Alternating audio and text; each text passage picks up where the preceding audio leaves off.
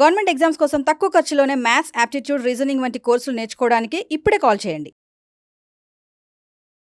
నమస్కారం వంశీకృష్ణ గారు. నమస్తే మేడం. మనం చూస్తూ ఉంటాం, ఎస్పెషల్లీ పేరెంటింగ్ ప్రతి ఒక్క సిచ్యువేషన్ని కూడా హ్యాండిల్ చేయడం ఇప్పుడున్న సమాజంలో చాలా డిఫికల్ట్గానే మనం చెప్పొచ్చు.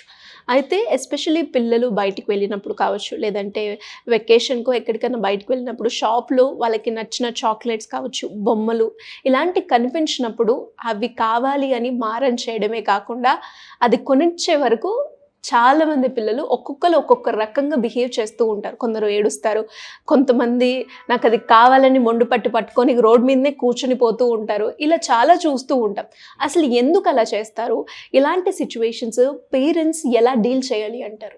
రీసెంట్గానే మనం చాలా చూస్తుంటాం అనమాట. ఇది ఎక్కువగా మాల్స్ ముందు లేకుంటే టాయ్స్ షాప్ ముందు ఎక్కువ కనబడుతుంది. పిల్లలకి ఒకవేళ ఇప్పించామా వాళ్ళు అడిగింది ఓకే, ఒకవేళ లేదు అంటే వెంటనే వాళ్ళు అక్కడనే పడి రోడ్డు మీద పడి దొరుకుతుంటే పేరెంట్స్ ఆ సీన్ని చాలా షేమ్గా ఫీల్ అవుతారు.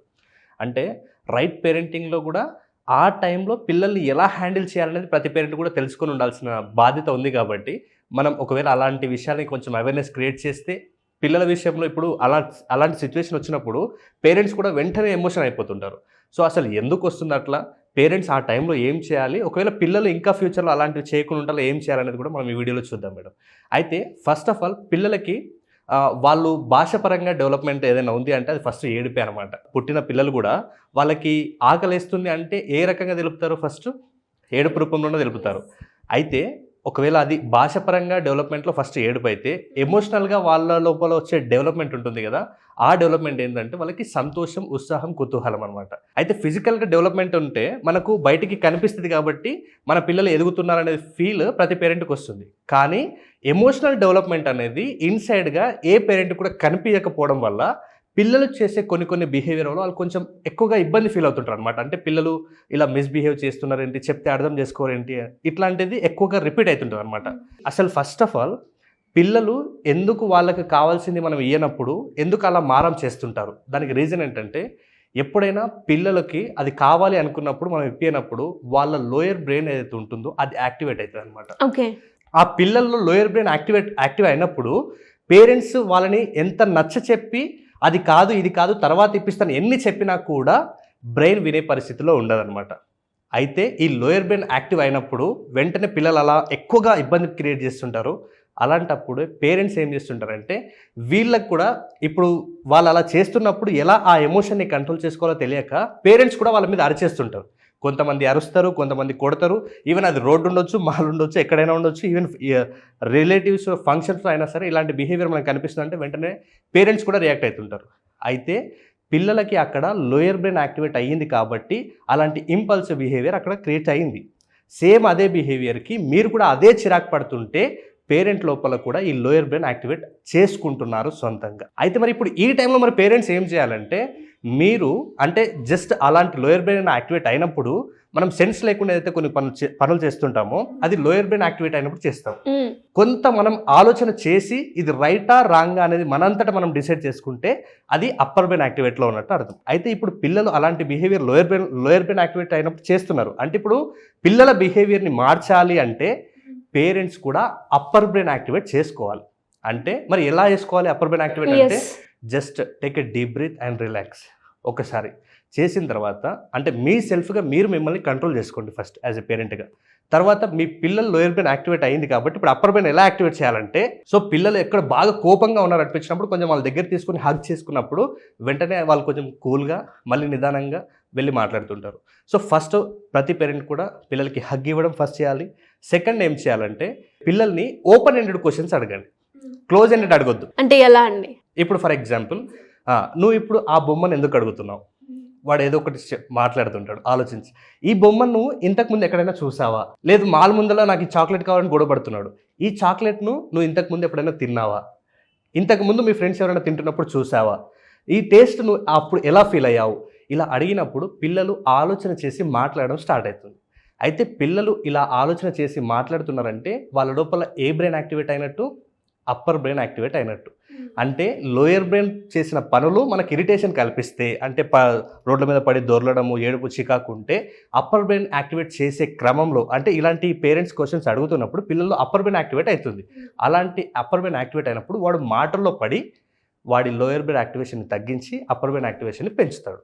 అలాంటప్పుడు ఆటోమేటిక్గా మళ్ళీ వాడే కామ్ డౌన్ అయ్యి అలాంటి సిచ్యువేషన్లో మీకు అలాంటి సిచ్యువేషన్ కాకుండా మళ్ళీ నార్మల్ డిస్కషన్ వస్తుందన్నమాట. అయితే ప్రతి పేరెంట్ కూడా ఈ వాళ్ళని వాళ్ళు కంట్రోల్ చేసుకొని ఇలా ఒకటి వాళ్ళని దగ్గర తీసుకొని ఎమోషనల్గా దగ్గరికి తీసుకోవడం, తర్వాత ఓపెన్ ఎండెడ్ క్వశ్చన్స్ అడగడం వల్ల పిల్లల్ని కూడా అప్పర్ బ్రెయిన్ యాక్టివేట్ చేస్తే ఆటోమేటిక్గా లోయర్ బ్రెయిన్ ఫంక్షన్ తగ్గిపోయి వాళ్ళు ఇలాంటి ఈ ఇరిటేట్ బిహేవియర్ అనేది కూడా అన్నింటి కూడా తగ్గించేస్తారనమాట. చిన్నప్పుడే ఈ పిల్లలకి ఈ ఎమోషనల్గా డెవలప్మెంట్, అంటే ఇప్పుడు మామూలుగా ఎందుకు అలా చేస్తుంటారంటే ఎమోషనల్గా వాళ్ళు చాలా వీక్గా ఉంటారు. ఒక పర్సన్ కంప్లీట్గా ఎమోషనల్గా బ్యాలెన్స్డ్ రావాలంటే మినిమం 28 to 30 years టైం పడుతుంది అనమాట. అంత టైం వచ్చే వరకు పిల్లలకి వాళ్ళు కూడా ఎమోషనల్గా డెవలప్ అవుతుంటారు. ఫిజికల్గా ఎలా డెవలప్ అవుతుంటారో ఎమోషనల్గా కూడా అంతే బాగా డెవలప్ అవుతుంటారు.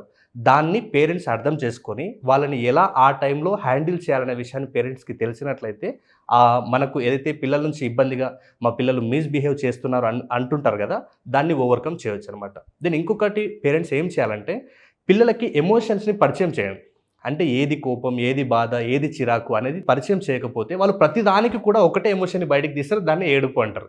సో ఈ రిపీటెడ్గా ప్రతిసారి ఏడవడం వల్ల ఈవెన్ చుట్టాల్లోకి వెళ్ళినా లేకుంటే ఎక్కడ పోయినా ఈ బాబు ఎప్పుడు ఏడుస్తూనే ఉంటాడు, ప్రతిదానికి ఏడుస్తూనే ఉంటాడు, ఇట్లాంటి ఎక్కువగా పిల్లలకి వినిపించినట్టు ఈవెన్ పేరెంట్స్ కూడా ఆ విషయంలో హర్ట్ అవుతారు. అంటే ఏంటి అందరూ మా వాడిని అలా అంటున్నారని. సో అలాంటి సిచ్యువేషన్ రాకూడదంటే మీ వాడికి హ్యాపీనెస్ ఏంది, సాడ్ ఏంది, కోపం ఏంది, ఇవన్నీ పరిచయం చేయండి. అంటే వాడికి ఆ ఎమోషన్స్ తెలియకపోయినా మీరే ఒక సీన్ని క్రియేట్ చేయండి. అంటే ఇప్పుడు ఫర్ ఎగ్జాంపుల్ నీ బొమ్మ లాక్కున్నప్పుడు నువ్వు వాడిని బలంగా కొట్టినావు అంటే నీకు ఆ టైంలో కోపం వచ్చినప్పుడు అలా కొట్టావా, లేదు నువ్వు వాడు ఒక మాట అంటే నువ్వు తిట్టావు అంటే వాడు తిడుతున్నాడని నువ్వు ఏడుస్తున్నావా. అంటే ఏడవడం ఏంది, కోపం ఏంది, బాధ ఏంది, విచారం ఏంది, ఇలాంటి సిచ్యువేషన్స్ వాళ్ళకి చెప్పినప్పుడు వాళ్ళు కూడా ఓకే అంటే నేను ప్రతిదానికి ఏడిపే రీజన్ కాదు, కొన్నిసార్లు నాకు కోపం వస్తుంది, నేను దాన్ని ఎలా కంట్రోల్ చేసుకోవాలి, కొన్నిసార్లు నాకు బాధ అనిపిస్తుంది, నేను ఎలా కంట్రోల్ చేసుకోవాలి అన్న ఎమోషన్ వాళ్ళకి క్లారిటీ ఉంటే ప్రతిదానికి ఏడవడం అనేది మానేస్తారనమాట. కాబట్టి నేను చెప్పిన వీడియోలో మీ అందరికీ క్లారిటీ వచ్చింది అనుకుంటా. పిల్లలు లోయర్ బ్రెయిన్ యాక్టివేట్ అయినప్పుడు అలాంటి బిహేవియర్ వస్తుంది. మీరు కూడా అంటే పిల్లల్ని కొట్టడం, తిట్టడం లాంటివి చేసి పేరెంట్కి కూడా మీ లోయర్ బ్రెయిన్ని కూడా యాక్టివేట్ చేస్తే అక్కడ ఇద్దరికి గొడవ స్టార్ట్ అవుతుంది అనమాట. అంటే అందరికీ కూడా ఇబ్బందికరమైన పరిస్థితి ఏర్పడుతుంది. కాబట్టి మీరు అప్పర్ బ్రెయిన్ యాక్టివేట్ చేసుకొని పిల్లల్ని హగ్ చేయడం, ఓపెన్ ఎండెడ్ క్వశ్చన్స్ అడగడం వల్ల వాళ్ళ మైండ్ సెట్ని షిఫ్ట్ చేస్తే ఆటోమేటిక్గా వాళ్ళు కూడా ఆ ఎన్విరాన్మెంట్ నుంచి మీ ఎన్విరాన్మెంట్లోకి వస్తారనమాట. ఫైనల్గా మీ పిల్లలకి ఎమోషన్స్ని మీరు పరిచయం చేయండి. గ్రేట్ అండి. అండ్ నిజంగా ఒకసారి అసలు పిల్లలు ఎందుకు అలా సైకలాజికల్గా బిహేవ్ చేస్తున్నారు అని ఆలోచించినప్పుడు మీరు ఏదైతే సైంటిఫిక్ పరంగా చెప్పడం జరిగిందో దాన్ని ఒకసారి పేరెంట్స్ అందరూ కూడా ట్రై చేస్తే ఖచ్చితంగా బెస్ట్ రిజల్ట్స్ అనేవి మనం చూస్తాము అని అనిపిస్తూ ఉంది. ఎనీవేస్ అలా ఎవరికైనా కూడా సైకలాజికల్గా పిల్లల్లో చాలా డిఫరెన్స్, వేరియేషన్ మేము చూస్తున్నాం అనుకునే వాళ్ళు కావచ్చు, మెమొరీ పరంగా మా పిల్లలు స్టడీస్లో ఇంప్రూవ్ అవ్వడానికి హ్యాండ్ రైటింగ్ కావచ్చు, రీడింగ్ అనుకునే వాళ్ళు మిమ్మల్ని ఏ రకంగా అప్రోచ్ అయ్యే ఛాన్స్ ఉంది? Yes madam, online offline appointment కూడా తీసుకోవచ్చు.